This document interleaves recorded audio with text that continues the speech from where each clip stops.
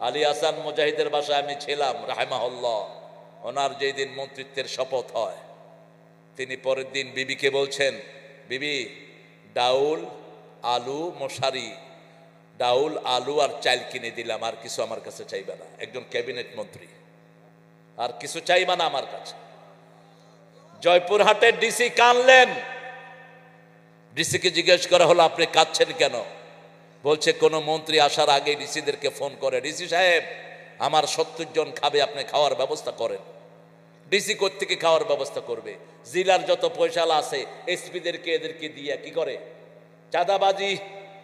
এই ডিলার, তুমি 2 লাখ টাকা দিয়ে যাও, তুমি 5 লাখ দিয়ে যাও, তুমি 7 লাখ দিয়ে যাও, 25 লাখ টাকা উসুল, 5 লাখ টাকা খাওয়ায় খরচ, 20 লাখ টাকা ফহড়। কোন না ফহড়, ফহড় না, জাহান্নামে ঢুকে দি। আলী হাসান মুজাহিদ সাহেব গেলেন সমাজ কল্যাণ মন্ত্রী জয়পুরহাটে। মন্ত্রী গিয়েছেন, এখন ডিসি সাহেব কাঁপতেছে, আবার কয়জনের খাওয়ার কথা কয়। ডিসি সাহেবের ভয়ে ভয়ে তিনি ফোন করলেন, স্যারকে জিজ্ঞেস করেন কয়জন খাবে। তিনি বললেন, ডিসি সাহেব আপনি কি এখানে হোটেল খুলছেন নাকি? আমরা কি খাবো আপনার কাছে? আপনি দুপুরবেলা আমাদের সাথে খাবেন।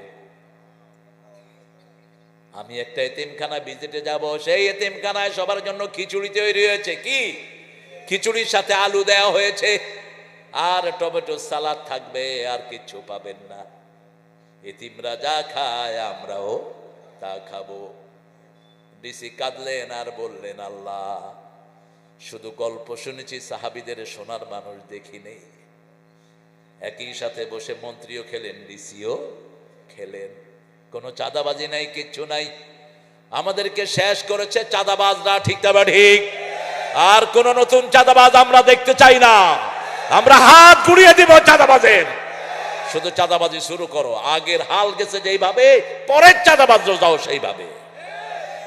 মানুষের কষ্ট যারা দেয়, তাদের কষ্ট ছিনিয়ে, তাদের দুঃখ, তাদের সুখ ছিনিয়ে নেন কে?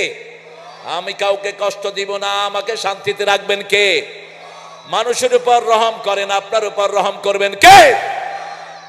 সাইয়েদনা মারইয়ামের মা এবার বললেন, ইন্নী উঈদুহা ওয়া যুররিয়াতাহা মিনাশ শাইতানির রাজিম। হে আল্লাহ, আমি আমার এই সন্তান এবং তার ঘরে যে সন্তান আসবে, শয়তান থেকে আপনি নিরাপদ করে দেন। রাসূল বলছেন, পৃথিবীর সব সন্তানকে শয়তান স্পর্শ করেছে, কিন্তু 2 জনকে করে নাই। কয়জন? একজন হলেন মরিয়ম, আরেকজন হলেন ঈসা আলাইহিস সালাম। সন্তান যখন দুনিয়াতে আসে, শয়তান স্পর্শ করলেই সন্তান চিৎকার করে ওঠে। দেখে বললেন, বাশশিরু ওয়ালা তুনাফিরু, আসসিরু ওয়ালা তুআসসিরু, বুইসতু মুআসসিরিন। সহজ করে দাও, কঠিন করে দিও না। সুসংবাদ দাও, দুঃসংবাদ দিও না। আমি সহজ করার জন্যই দুনিয়াতে এসেছি। সবার হাত নেমে গেল, আলোচনা শেষ হলো। এবার ওই সাহাবী বসে দোয়া করছেন, আল্লাহ ইরহাম আলাইয়া ওয়া ইরহাম আলা মুহাম্মদ, আমাকে রহম করেন, মুহাম্মদ সাল্লাল্লাহু আলাইহি সাল্লামকে রহম করেন। ওয়ালা তুরহাম আলাইহিম, যারা মারতে ধরছে তাদের একজনকেও রহম করেন না। আপনি মানুষের উপর রহম করবেন, আপনার উপর রহম করবেন কে? ইন্নী নাযারতু লিররহমানি সাওমা। কি সন্তান আল্লাহ দিলেন! একজন নবীর পরিচয় আল্লাহ দিচ্ছেন, ঈসা ইবনে মারিয়াম। ঈসা ইবনে মারিয়াম।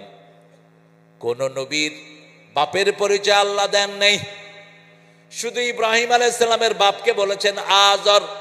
ইয ক্বালা ইব্রাহিম লিআবিহি আযর আতাত্তাখিযু আসনামান আলিহা। ও ইব্রাহিম, তুমি কি মূর্তিকে, ও আযর তুমি মূর্তিকে ইলাহ বানিয়েছো নাকি?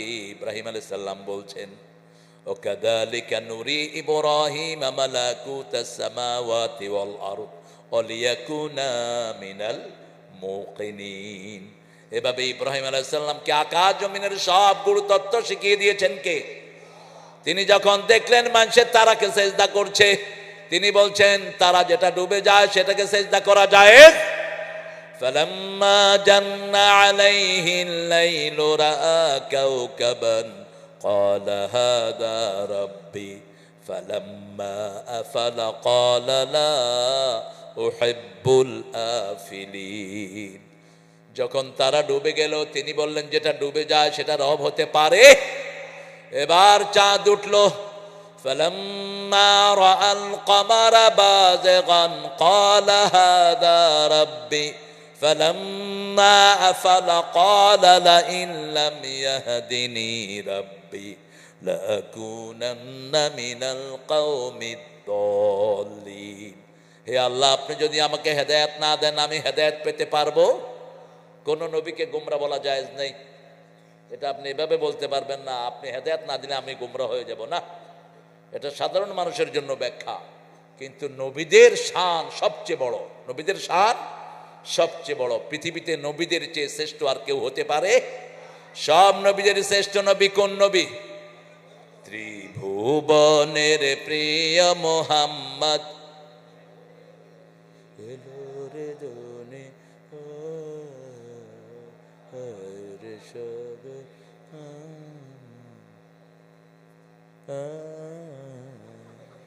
কোন শক্তি নাই আপনাদের, আল্লাহ হেদায়েত করুক আপনাদের। জোরে জোরে বলেন, ত্রিভুবনের প্রিয় মোহাম্মদ এলো রে দুনিয়ায় রে সাগর আকাশে বাতাসে দেখবি যদি আয় আয় রে সাগর।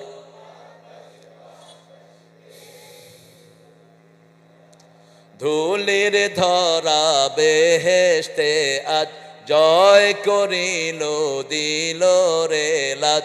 আজকে খুশির ঢল নেমেছে ধূসর সাহারায় আয় রে সাগর। আল্লাহ কবুল করুন। আরো চিৎকার করে বলেন আমিন। সেই মারিয়াম আলাইহিস সালামকে যখন প্রসব করলেন তিনি বললেন ইন্নী ওয়াদাতুহা উনসা, হে আল্লাহ আমি চাইলাম কি আপনি দিলেন কি? অনেক মানুষ ছেলে চায়, কি চায়? ছেলে চায়, মেয়ে হলে রাগ করে, এরকম বাপ আছে না নাই? বাংলাদেশে কম না বেশি? বাড়ছে এখন না? মূর্খ। অথচ রাসূল বলেছেন যেই ঘরের প্রথম সন্তান হয় মেয়ে ওটা বরকতের ঘর, যেই ঘরে মেয়ে বেশি সেই ঘরে বরকত। এক সাহাবী বলেন আমার 3 কন্যা, রাসূল বললেন তোমার 3টা জান্নাত। আরেক সাহাবী রাদিয়াল্লাহু বললেন আমার 2 কন্যা, রাসূল বললেন 2টা জান্নাত। আরেক সাহাবী বলেন 1 কন্যা 1টা জান্নাত। আল্লাহু আকবার। আবার নারীদেরকে নূর উপাধি দিয়েছেন কে? রাসূলের 4 কন্যাই ছিল নূর। 4 কন্যা কি? নূর। 2 কন্যাকে বিয়ে করেছেন একজন প্রিয় সাহাবী।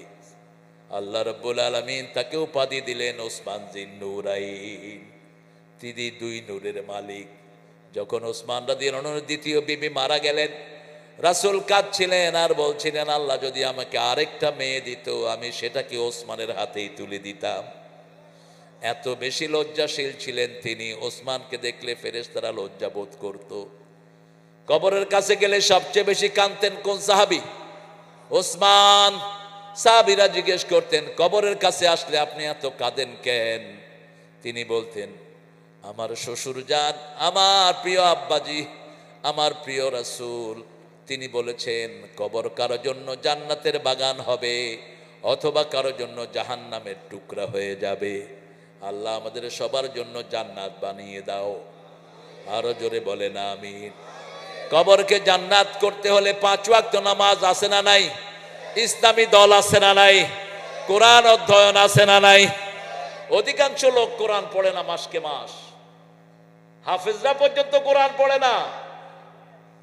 জিজ্ঞেস করি বাবা কখন পড়ছো? কয় গত রমজানে পড়ছি আর আগামী রমজানে পড়ব। হ্যাঁ, আহা, ডেইলি কোরআন পড়া। ইকরা, কোরআন পড়াটা সুন্নত না নফল? জোরে বলেন। একটা দল আছে তাদের প্রথম অধ্যায় হলো কোরআন অধ্যয়ন, দ্বিতীয় সূচি হলো হাদিস অধ্যয়ন, তৃতীয় হলো ইসলামী সাহিত্য, পঞ্চম হলো জামাতে নামাজ। আপনি যদি মাসে 142 ওয়াক্ত না পড়েন আপনি জীবনে ওই দলের লিস্টেড কর্মী আপনি হতে পারবেন না। কিতা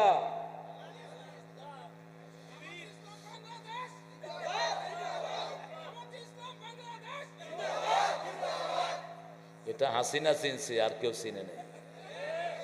বৈষম্য বিরোধী পোলাপানে যখন আন্দোলন শুরু করছে, হাসিনা কয় এগুলি বৈষম্য না, সব রাজাকার, সব রাজাকার।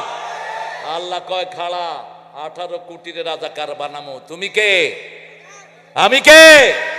চেয়েছিলাম, হয়ে গেছি। খাও রাজাকার। ছোট ছোট পোলাপানে কয় আমি রাজাকার, তুমি রাজাকার, হয়ে গেছি রাজাকার, হয়ে গেছি আলবদর। হ্যাঁ থাক, ও কাউবা কাউবা নিয়ে থাকুক, আমরা ওকে ডাকি লাভ কি? মানুষের ইজ্জত দেখেন কে দেয় ইজ্জত। আল্লামা সাইদি জেলখানায় থাকলেন কত বছর? এই টেবিলের চেয়ে একটু বড় জায়গা তাকে দিছে। একটা ল্যাপ নাই, তোষক নাই, একটা বালিশ নাই, কিচ্ছু নাই। হ্যাঁ কিচ্ছু নাই। জেলখানার পুলিশ কয়েদিরা নিজেদের কম্বলগুলো বাছাই বাছাই করে ওনাকে 3-4টা কম্বল দিয়ে বিছনা বানিয়ে দিয়েছেন, 2-3টা কম্বল দিয়ে বালিশ বানিয়ে দিয়েছেন। এক লোকটা জেলখানার ভিতরে আল্লাহর উপর এত খুশি, জেলখানার কয়েদিরা দোয়া করতো, আল্লাহ আমরা যতদিন জেলখানায় থাকি আমরা যেন আল্লামা সাইদিকে পাই। ঈদের নামাজ পড়াতেন, কয়েদিরা এসে দোয়া নিত। কোন কয়েদি ওনাকে দেখেন নাই, গোমরা মুখে তাদের সাথে কথা বলেছে। বরং যখনই কেউ জিজ্ঞেস করেছে হুজুর আপনি কেমন আছেন, মুচকি হেসে বলেছে আলহামদুলিল্লাহ। আমার আল্লাহ বলেছেন নবী বলে দাও, যারা সুখে এবং দুঃখে আমার প্রশংসা করে ওদের বাড়ি হয় জান্নাত। যে আল্লাহর প্রশংসা বেশি করবে সে প্রথম জান্নাতে যাবে। কোথায়? সবচেয়ে বেশি প্রশংসা করেছেন রাহমাতাল লিল আলামিন। সবার আগে জান্নাতে যাবেন কে? মুহাম্মদ সাল্লাল্লাহু। তিনাকে আনা হলো মারার জন্য। প্রথম নেওয়া হলো গাজীপুর হসপিটালে। মানুষ টের পেয়ে পুরো হসপিটাল ঘিরে ফেলেছে। সেখান থেকে উঠিয়ে আনলো পিজিতে। ছেলেটা বাহিরে সকাল থেকে বসা, মাসউদ, সাইদি, শামীম দূরে। তখনও শামীম ছিল বাহিরে। এরা আমার বুকে বড় হয়েছে ছেলেগুলো, আর আমিও আল্লামা সাইদির বুকে বড় হয়েছি। জীবনের বহু প্রোগ্রাম আমি হুজুরের পাশে ছিলাম। আমি দেখেছি রাতের বেলায় ওয়াজ করে ঠিক 3টার সময় আবার দাঁড়ানো, আল্লাহর সামনে দাঁড়িয়ে গেছেন আল্লাহর ওলি। কথা যা বলেছে সব সত্য হয়ে গেছে, ঠিক কিনা? বলেছে আমি আছি গাছের গোড়ায়, আমরা মুসলমানরা, তোমরা আগায়, একটু ঝাঁকি দিমু মামু বাড়ি দিল্লি গিয়ে পড়বা। বলেছে এমন সময় আসবে উঁদুরের গর্ত তালাশ করে পাবা। সব ফলে গেছে। তিনি বলছেন আবার আমি ওই মাহফিলে, আমাকে যদি খুন করা হয় অথবা মেরে ফেলা হয় 1 বছর ওরা টিকবে না। আমার রক্ত ওদেরকে জ্বলে পুড়ে ছাই করে দিবে। 14ই আগস্ট তাকে দুনিয়া থেকে বিদায় করা হলো। 5ই আগস্টের আসমানের দিকে উড়ে গেল। কি ক্যালকুলেশন! আল্লাহ বলছেন ও নবী আপনি বলেন ইত্তাকু ফিরাসাতাল মুমিন ফাইন্নাহু ইয়ানজুরু বিনূরিল্লাহ। মুমিনের দূরদর্শিতা থেকে বাঁচো, কারণ মুমিন আল্লাহর নূর দিয়ে তাকায়। আল্লাহ আমাদের সবাইকে মুমিন হিসাবে কবুল করেন। আমরা 5 ওয়াক্ত নামাজ পড়বো তো, নফল পড়বো তো, বিবিকে মারবো তো, যৌতুক খাবো তো। যেগুলো যৌতুক খায় এগুলো চরিত্রহীন, যেগুলো যৌতুক খায় এগুলো বিবির গায়ে হাত তোলে, ঠিক না বেটি? কোন বিবির সাথে দুর্ব্যবহার করা জায়েজ নাই। রাসূল সব বিবিকে প্রিয় নামে ডাকতেন। মা আয়েশাকে ডাকতেন লালমণি। কি ডাকতেন? লালমণি। বাংলাদেশের একটা জেলা আছে না, কি নাম?